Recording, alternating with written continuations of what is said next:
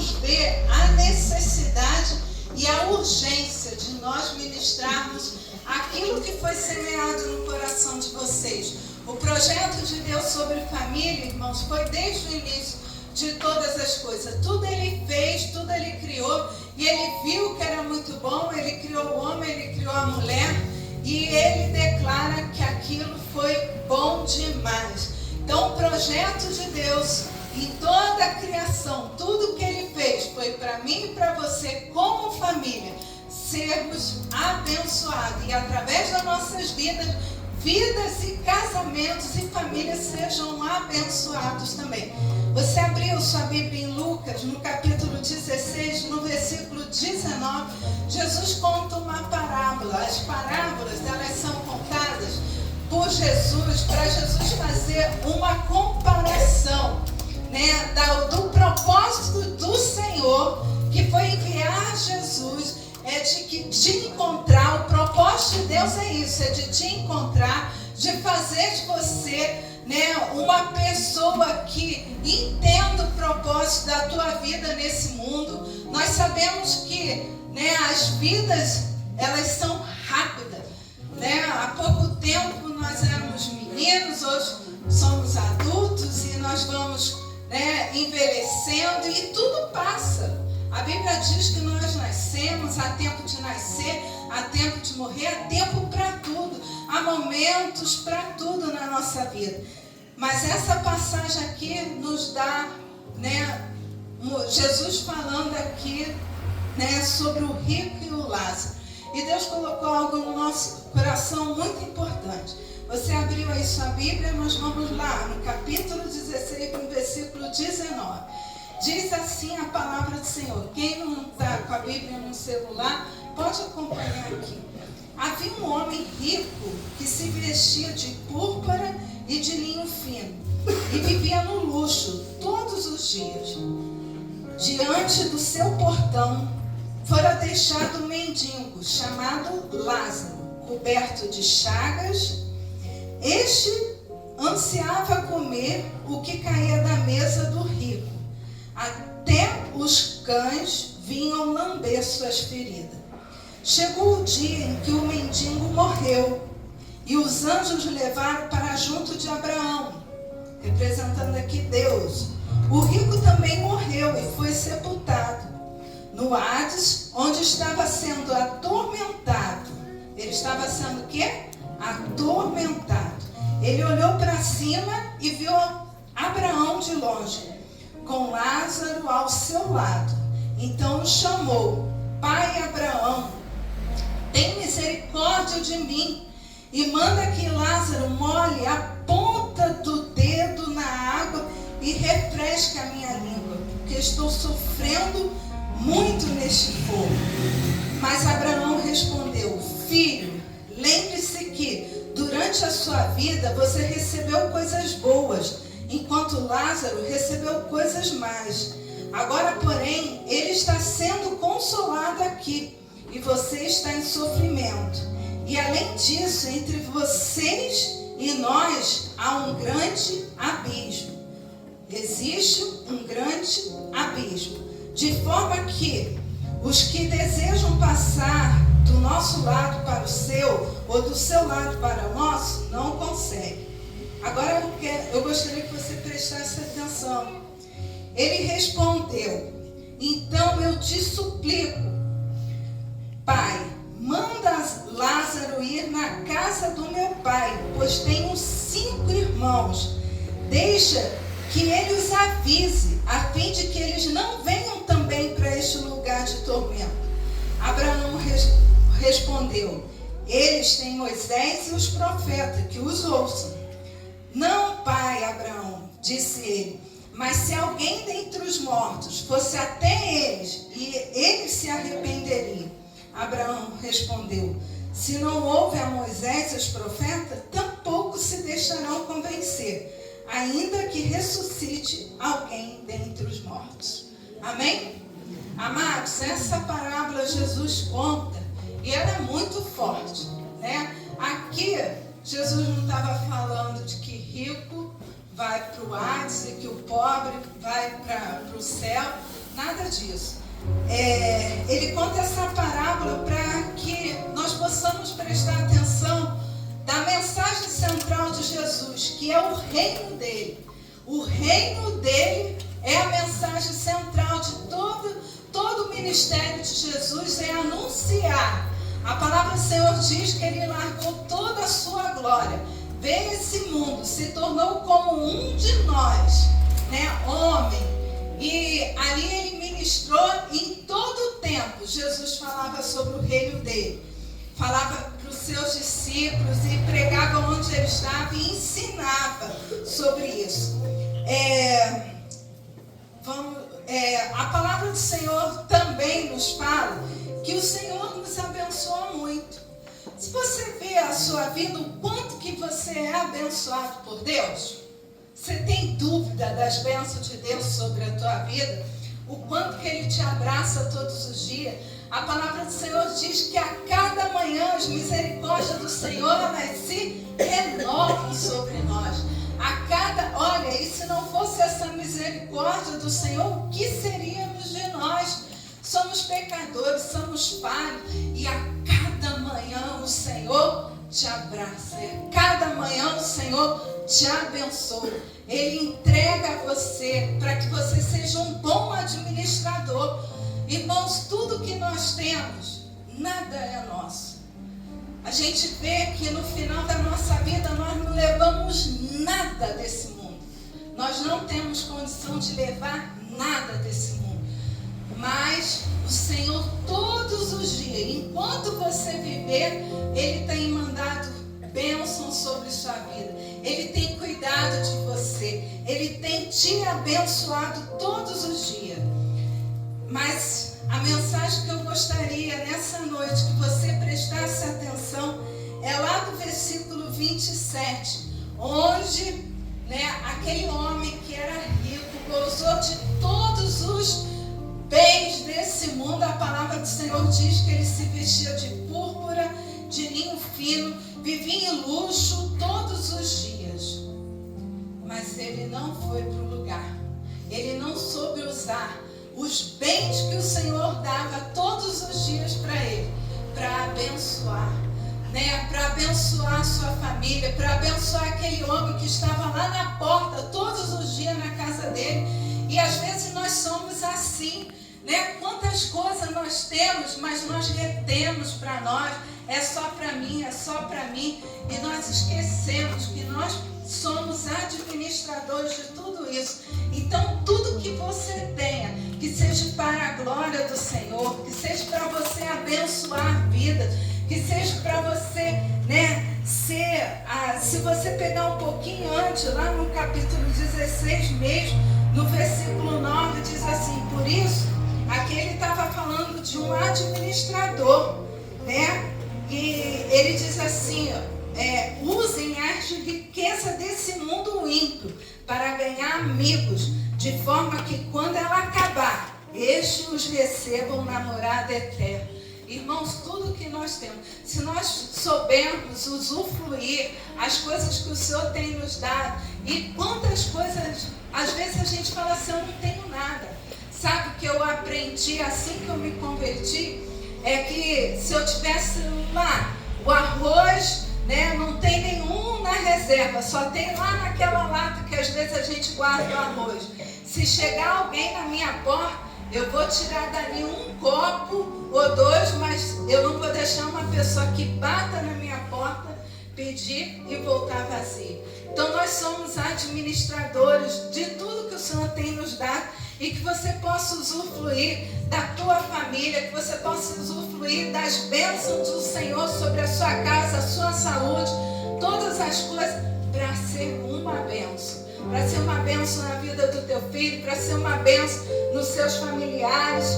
Às vezes, nós vemos o quanto que às vezes os filhos têm dificuldade de enxergar a necessidade dos seus pais, A gente cresce e ainda muitos continuam ainda achando que são os pais que têm que nos abençoar, mas nós podemos ser bênção também.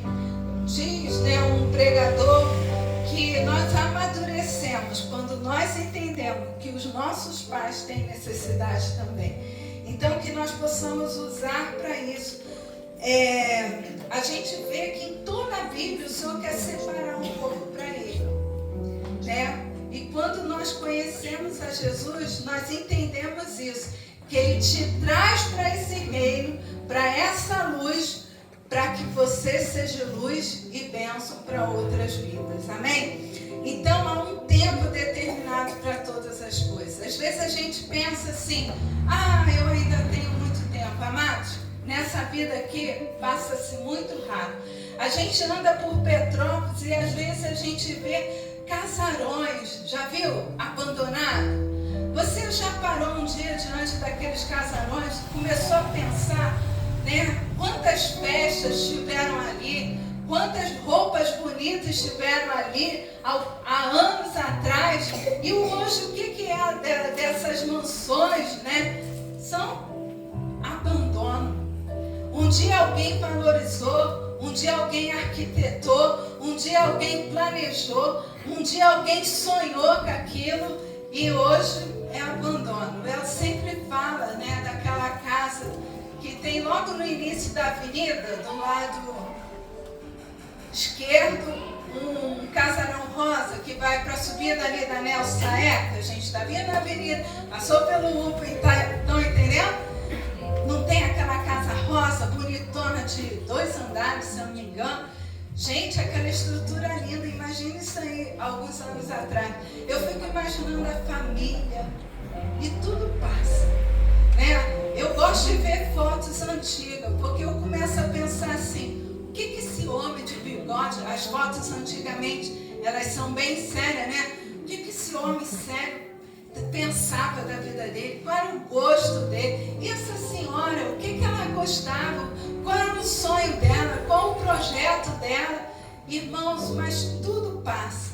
Eclesiastes fala que tudo passa, e passa muito rápido, mas o Senhor tem algo preparado para nós, é eternidade.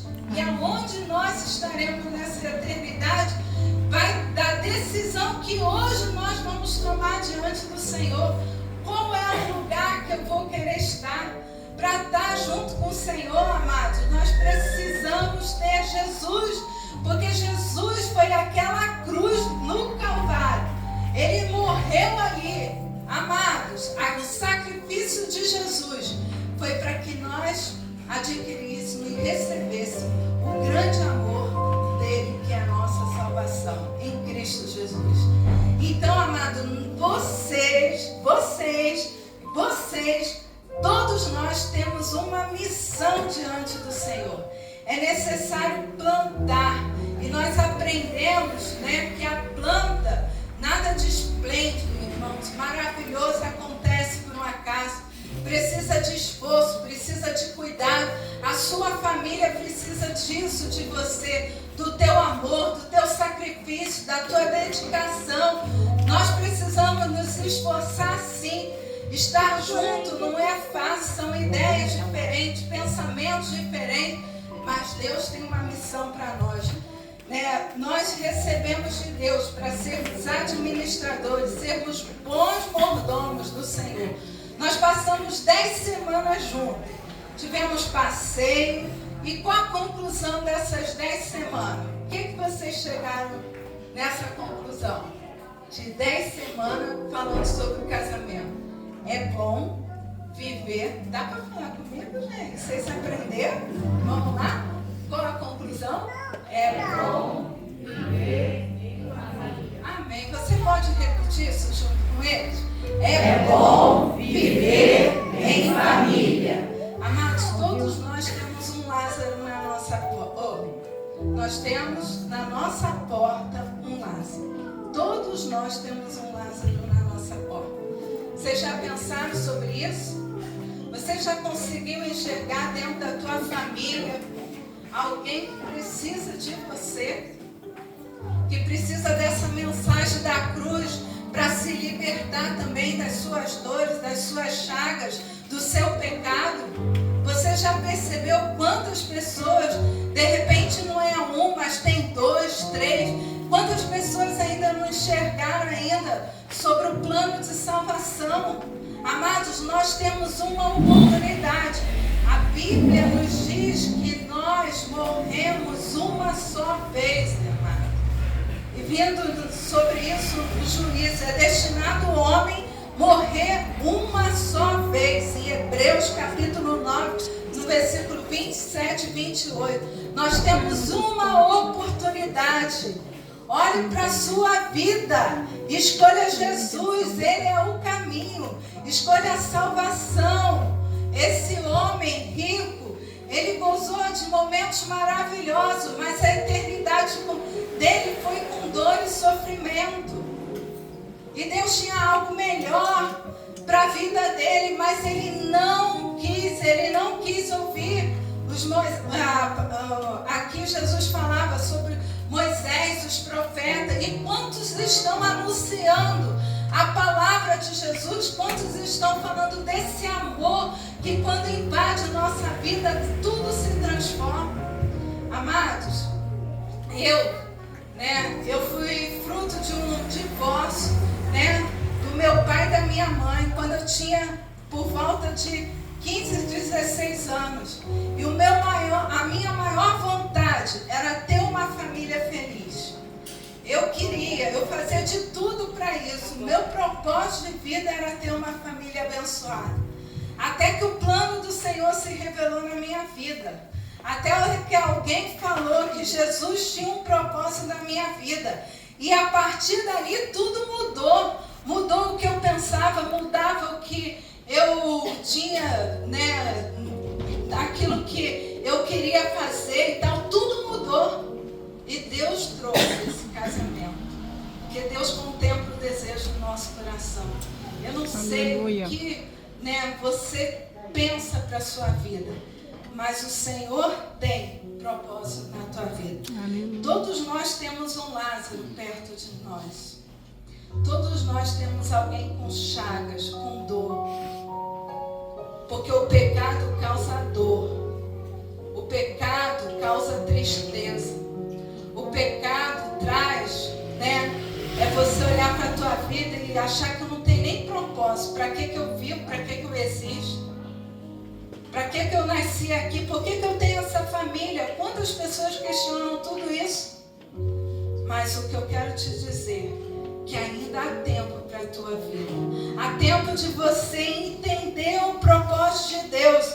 Porque Deus, Jesus fala aqui através da palavra, Ele larga 99 ovelhas para ir atrás de um. Sabe o que Jesus está falando? Ele não quer desprezar as 99 não, mas Ele quer falar que o perdido, aquele que ainda não entendeu o plano de salvação, Jesus está atrás de você. Ele quer você.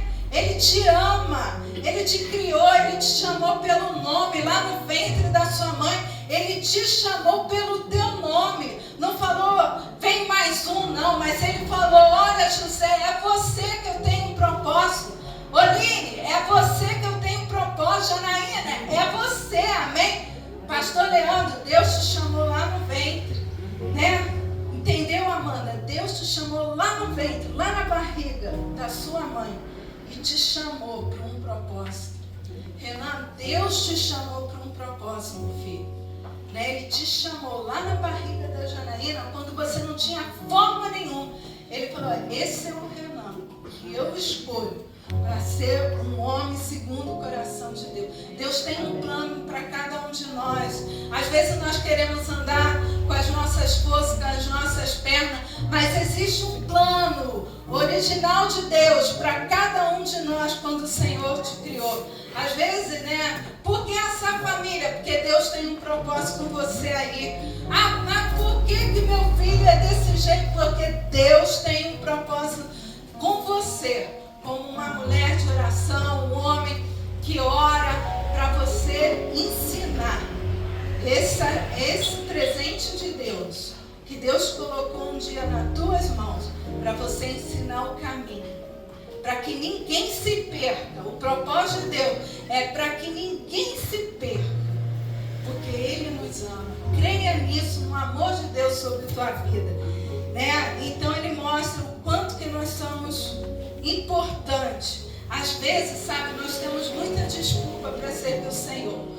uma delas é o trabalho, né? O cristão, amados, ele é chamado para ser gerador de riqueza, mas não acumulador.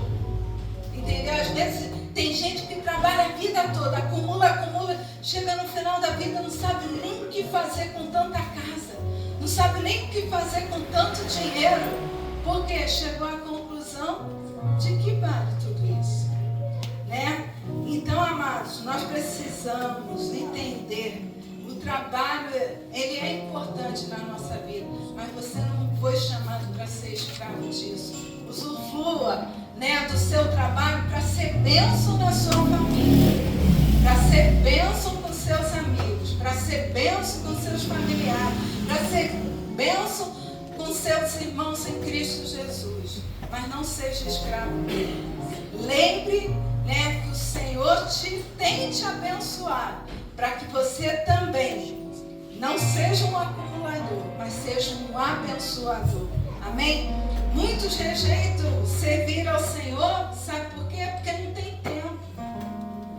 Não tem tempo. É muito corrido, irmãos.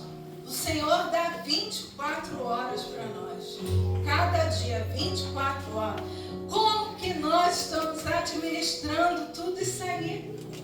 Né? Em Eclesiastes, a palavra do Senhor fala assim, no capítulo 2.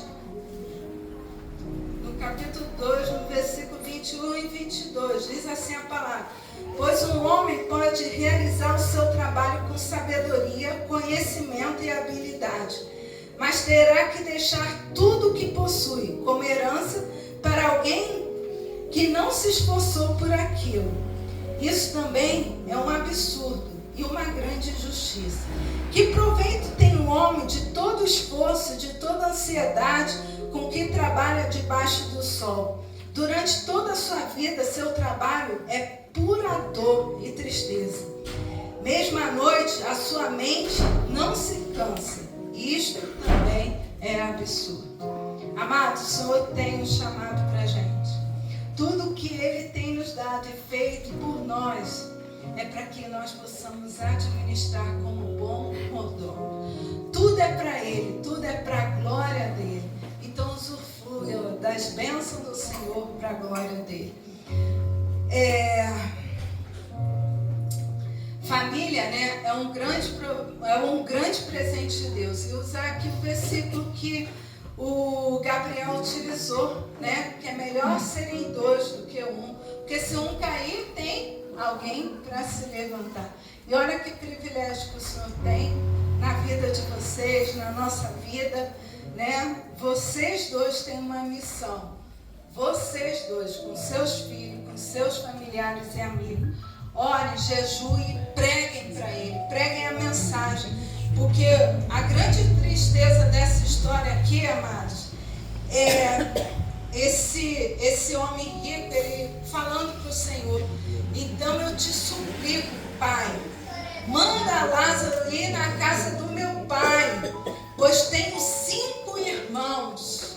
Quantos irmãos você tem? Quantos amigos você tem? Quantos parentes você tem? Aqui, irmãos, não houve mais jeito, porque nós morremos uma só vez e não houve mais jeito para aquele rico, mas ainda há jeito para nós, ainda há esperança para nós. E quantos?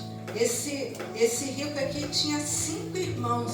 Aí ele fala assim, aí ele começa a suplicar, né? Deixe que ele os avise, a fim de que eles não venham também para este lugar de tormento. Era a súplica dele: avisa, pede a ele para ir lá, corre lá, senão eles vão vir para esse mesmo lugar de tormento.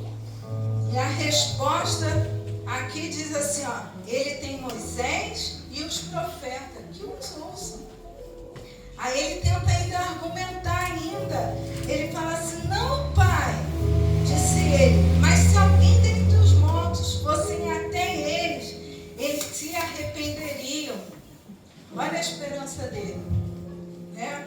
Um dia eu pregando, falando sobre o amor de Jesus com o Senhor, ele falou assim: que morreu, já veio aqui para dizer como é que é. Eu falei, olha, Deus enviou lá na glória dele, o único filho dele, que foi Jesus, morreu. E o senhor até hoje não acredita? O senhor quer mais prova de quê? De entregar um filho para morrer por pecadores. E ninguém se importa. Quantos ainda rejeitam isso? Você acredita que vai dar ibope para um defunto? Ou para alguém que vem? Não vai não, porque o homem rejeita. O homem tem rejeitado as bênçãos de Deus, o amor de Deus.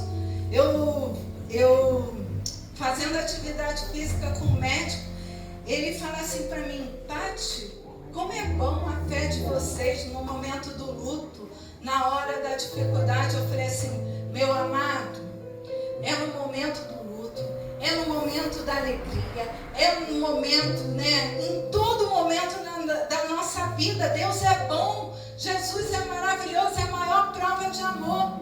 Mas eu não consigo entender, eu falei para ele, eu não consigo entender por que o homem rejeita Deus. Eu não consigo entender como as pessoas podem passar por essa história que já aconteceu há 2000 anos. O Senhor envia o seu único filho para que todo aquele que nele crê não sofra, mas tenha vida eterna. O que Deus tem de ruim para o homem? Mas Deus tem toda a bondade dele para o homem, todo o amor dele para o homem.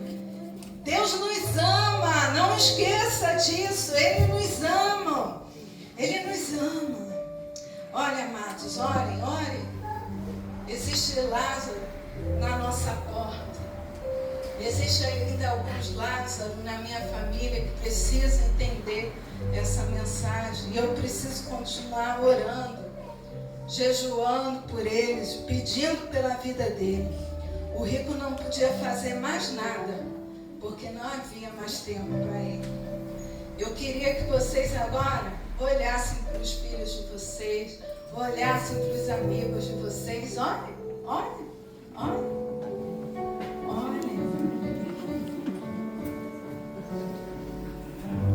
Amém? Lutem por eles hoje. O filho de crente não é crente não, precisa ser crente. Precisa ser gerada essa mensagem na vida dele, Olha os seus amigos, quantas pessoas, pensa neles, quantos amigos ainda não conhecem. Olhe para ele, lutem por ele. Jesus, ele foi naquela cruz, sabe por quê? Eu vou pedir para os meus amigos lá colocarem os versículos que eu vou falar agora. 1 João 14, versículo 6. Ele saiu da glória dele para vir a esse mundo, para dizer para você, que vale a pena o reino dele. É o propósito do homem. Quando ele te gerou, Jesus respondeu, por que você precisa se render a essa mensagem da cruz, confessar, declarar? Porque Jesus responde assim, eu sou o caminho. Ele não fala que é um dos caminhos. Jesus declara que ele é o caminho. Ele é a verdade. Às vezes nós queremos verdade. Mas como pode ser isso? Pode ser aquilo. Em Jesus você encontra a verdade de tudo aquilo que você precisa. Ele é a vida. Ninguém vai ao Pai a não ser por Ele, por Jesus. Aqui na igreja a gente tem, o evangelista Henrique. Ele se converteu depois que o filho dele morreu, Henrique? Eu pedi ele para contar. Depois que o filho dele morreu, um dos grandes questionamentos que tinha na mente do Henrique é por que ele não salvou o filho dele. E aquilo atormentava a mente dele, porque ele não teve força e condição de salvar o filho dele daquela morte. Até que um dia ele ouviu essa passagem aqui. E o Senhor falando para ele, você não tem condição nem de se salvar. Como que você vai salvar a sua família? E aí ele se rendeu a Jesus. Aí ele abriu o coração para Jesus, porque a verdade veio. Eu sou o caminho, a verdade e a vida. Ninguém vai ao Pai. E quando o Henrique, eu nunca esqueço dessa mensagem do Henrique. Para mim foi uma das melhores, quando ele contou esse testemunho dele. Que quando ele viu essa história do rico e do Lázaro, ele falou assim, não, eu entendi, não foi assim? Aí ele saiu procurando crente para explicar mais sobre isso aqui, porque essa verdade, a verdade, abriu o coração dele para ele entender que ele precisava totalmente de Deus. Amém? Então Jesus é essa verdade. Jesus fala assim, que ele é a porta, João 10, no versículo 9. Se vocês verem, irmãos, lá no Antigo Testamento, quando Deus começa, a separar, ele queria um povo separado para ele, ele convida Moisés a criar o tabernáculo. E foi criado um tabernáculo lá no deserto. E naquele tabernáculo, toda a construção daquele tabernáculo era a sombra daquilo que Deus ainda iria fazer para o homem. Há anos atrás, ele mandou construir. E ele falou assim, eu quero um lugar de habitação minha, um lugar onde eu possa morar. E o Senhor nos escolheu. E a palavra do Senhor nos diz que Ele é a porta. Eu sou a porta. Quem entrar por mim será o quê? Salvo. Entrará, sairá e encontrará pastagem. E para finalizar, ele fala assim, João 3,16. Ele diz, coloca aí, amado, João 3,16. Então, amado, o Senhor é a porta. Para nós encontrarmos o Santo do Santo, a presença do Senhor, você precisa passar por Jesus. Você precisa entregar teu coração a Jesus. Você precisa se render a essa verdade que é Jesus. E ele diz assim, porque Deus tanto amou o mundo que deu o seu Filho unigênito para que todo aquele que nele crê não pereça, mas tenha a vida eterna. Amém? Amém? Nós temos uma missão, amados. É bom viver em família. Vocês aprenderam, renovar aí os seus pensamentos. Foram 10 terça-feira, passeio, foi um monte de coisa para que você entendesse que a tua família, ela precisa de você, para que o tempo que Deus tem te dado hoje, você possa levar essa palavra que vai levar salvação. Porque a palavra do Senhor diz que todos nós estávamos perdidos, mas o amor dele um dia nos encontrou. E ele te ama. Jesus te ama. Jesus te ama. Jesus te ama. Para que você possa gerar uma família alicerçada naquilo que o Senhor diz que é. Todo o universo, irmão, tudo que Deus criou, todo sistema que a gente vê de fotossíntese e de mar, de água, tudo que acontece nesse universo é para Ele mostrar que você é a obra-prima que o Senhor um dia fez. Amém? Viva em família assim. O diabo tem tentado tirar esse prazer de, às vezes, o homem voltar para casa, a mulher voltar para casa, o prazer de rir junto com os teus filhos. Mas Jesus, quando convidamos Jesus, entra na minha casa, entra na minha família, nós vamos usufruir um pedacinho desse céu que o Senhor tem preparado para cada um de nós. Aleluia? Deus te abençoe.